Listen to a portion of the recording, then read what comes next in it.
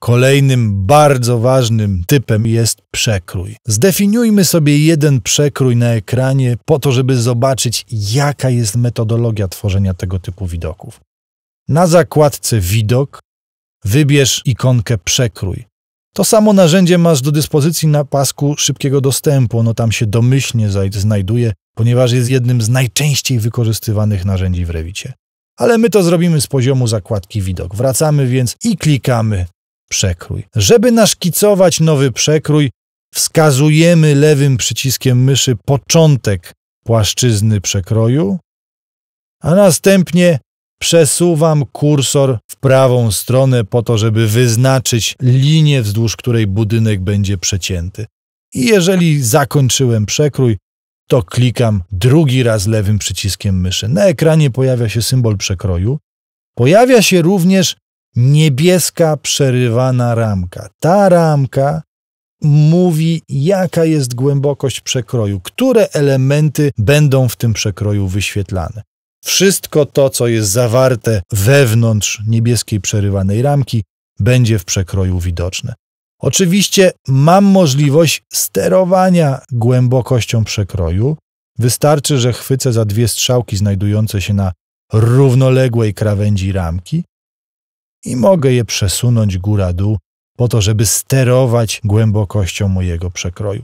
To samo mogę zrobić z prawej i z lewej strony. Jeżeli chcę ograniczyć szerokość widoku przekroju, również mogę to zrobić za pomocą tych ramek.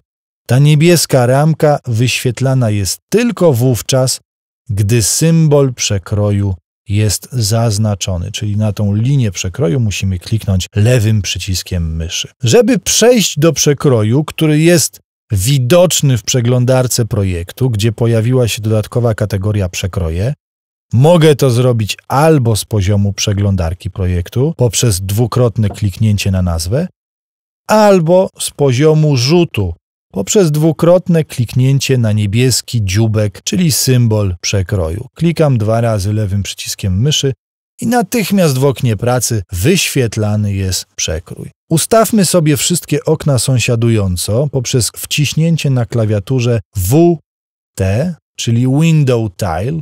No i widać, że mamy zbyt dużo wyświetlonych okien. Dlatego maksymalizuję moje okno przekroju, czyli to pierwsze w lewym górnym rogu. Ono jest aktywne. Poza tym widzę jego nazwę na niebieskim pasku nad oknem. Maksymalizuję to okno i na zakładce Widok szukam ikonki Zamknij ukryte.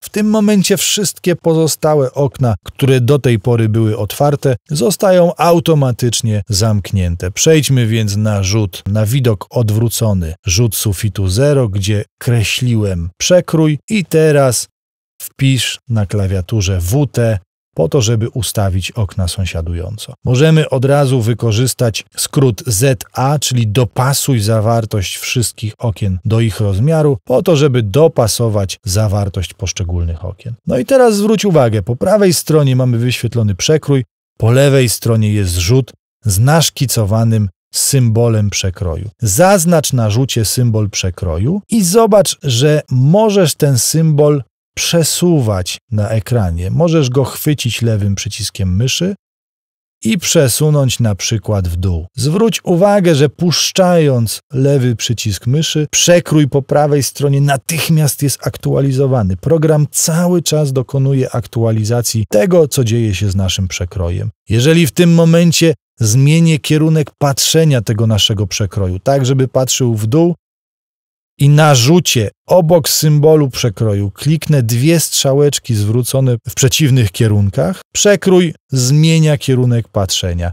Mogę zmienić dodatkowo jego głębokość i cały czas te wszystkie zmiany są odzwierciedlone na widoku po prawej stronie. Wróćmy z przekrojem do jego pierwotnego położenia.